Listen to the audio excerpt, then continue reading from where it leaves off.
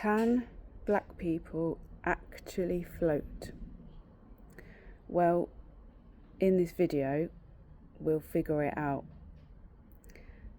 I'm Catrice Rodriguez, and I've been coaching people to swim and get over their fear for 30 years. I was a competitive swimmer for 11 years. So although I'm not a scientist, I know all about moving your body through the water and being able to float. So I've heard far too many stories from people I've worked with, my clients, saying they were told at school that you won't be able to swim, you won't be able to float, black people's bones are too dense and we just can't do it. Well, it is definitely a myth and it's just not true. But it's not to do with the race or even mainly the body type. What it's to do with is your nervous system, and you are completely in control of that. So I've heard it so many times. I've even heard people tell me that they were told by their teachers, by their swimming teachers, that they wouldn't be able to float, and that's a belief that they've had. I've spoken to experienced swim teachers in my role as a Swim England tutor, where I deliver swim teacher qualifications, and one swim teacher called a black boy in her class ethnically challenged because she actually believed, as an experienced swim teacher, because of his race, he wasn't going to be able to swim. So unfortunately, particularly people maybe in their 40s, 50s, older, have been told that or been led to believe that, and it's just not true. So I read Steven Bartlett's book, and even in there, age 8, he was told by a boy in his class just before he was about to do his school swim lessons, "Did you not know that black people can't swim?" And of course his swimming lesson then became a disaster, and I think to this day he still doesn't swim. And that's what I'm passionate about. So just this last week, working with one of my one-to-one private customers, I saw it in action. So she was able to float on her front, okay. After a few goes, after a bit of support, she got to the point where she was floating on her front and her legs were coming up. She was able to control her breathing and relax, and actually she was able to hold her breath to keep the air in her lungs, which allowed her to be more buoyant, and her legs came up and stayed up. And it was also to do with her body position. Once she put her face flat in the water, then her legs were able to come up. That was a few goes. When she was able to control her breathing and her state, she was fine. But what happened on her back, she wasn't able to keep those legs up and float on her back. So I took her into deeper water. We went down the side of the pool holding onto the wall, and I went first, and we were going a little bit deeper, and we were bobbing up and down and pushing off the pool floor, still holding onto the wall as we went down to the deep end. And she was doing it. It's the first time she went to the deep end.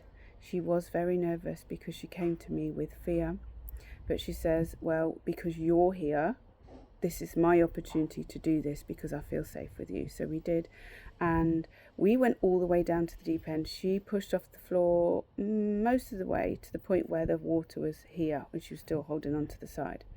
I went all the way to the deep end, to 2 meters deep, and I pushed off the floor to show her how deep it was. But what she found is, and what a lot of swimmers find, is that when you go into deeper water, you feel the water holding you more. And that is a scientific fact, that the deeper the water is, the easier it is to float and swim, because there is more water and more of an upthrust. Now, I'm not a scientist, but I am an expert on how to move in the water because I've done it for so many years, and most of all, I coach people to do it and teach swim teachers to teach other people. And it's so amazing being able to witness the journey of people going from fearful to relaxed and enjoying and loving the water. So the the Black Swim Association did a study, and they did a study to try and see whether the myth of black people being able to swim, whether it's to float, whether it's related to your ethnicity, and try and figure that out. So what they found is that most people are able to float still. Most people of any ethnic background. So it's not to do with your skin colour and your ethnicity. What they found is it's related to your body type. So people that are more muscular, then your body is denser. So when you are tensing your muscles and fighting the water, guess what? Your body becomes denser and it's harder to float. What we will find is that people have their own floating position. So it's about finding your float. Little children are able to float normally flat like this because they're so light, okay? Also, children have a lot less fear. Us adults, we carry the fear. And then people from the black community, we've got this added extra myth as well on top of it, as well as other cultural barriers. But that's another video on top of that. So it's to do with your body type. So what I say and what normally happens is ladies find it easier to float because we have natural buoyancy aids, right? Body fat helps you float. But if you're more muscular, that means you're more dense. But it doesn't mean you can't float and stay up. It might mean that your legs sink, which is absolutely fine. You have to find your float. You have to find the shape in the water that suits you most. A lot of people come to me and say, I can't float. I've never been able to float. My legs just sink. That's fine.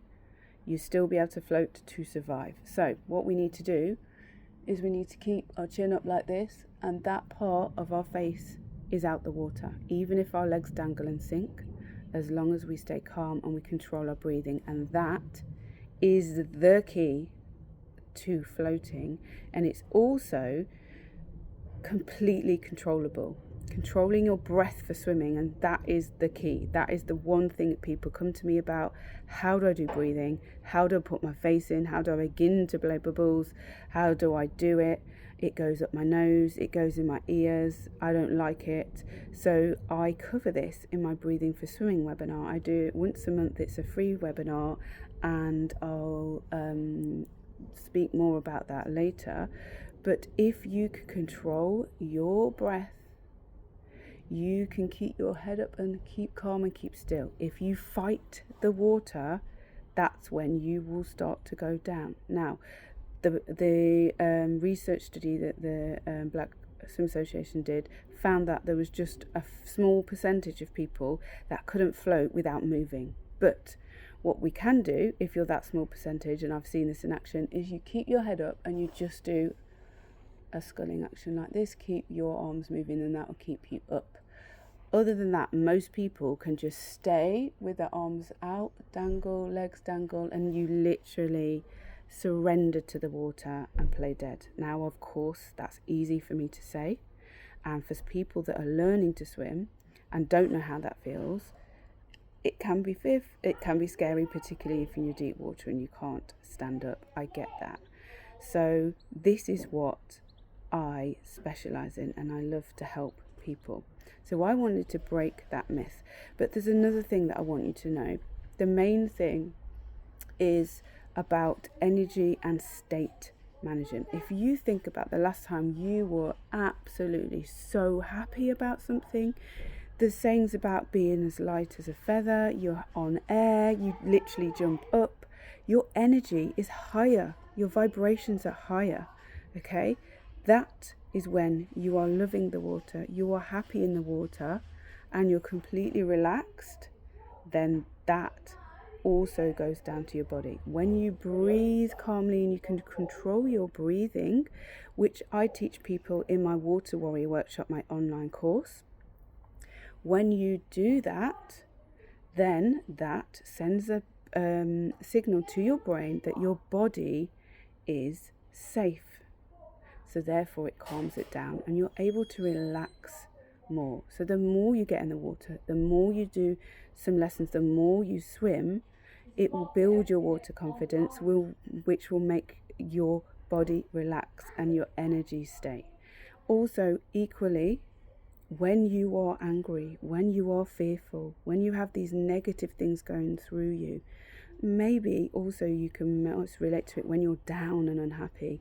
You're like this, your state, your body is heavier, you carry it in your body, you feel it in your muscles, it affects you. Your body is denser when you're in fear, right? This is what's going to affect you in the water. So you need to learn to change your state, and we can do that, we can affect that by the breath. So if you're interested in controlling your breath, breathing for swimming, whether you're learning to put your face in, whether you're learning to do it and not react because it goes up your nose or in your ears or anything like that, I cover all of this in my free Breathing for Swimming webinar. Click the link below or in the description, or visit swimfearless.co.uk to register free for the next Breathing for Swimming webinar. I'll see you there.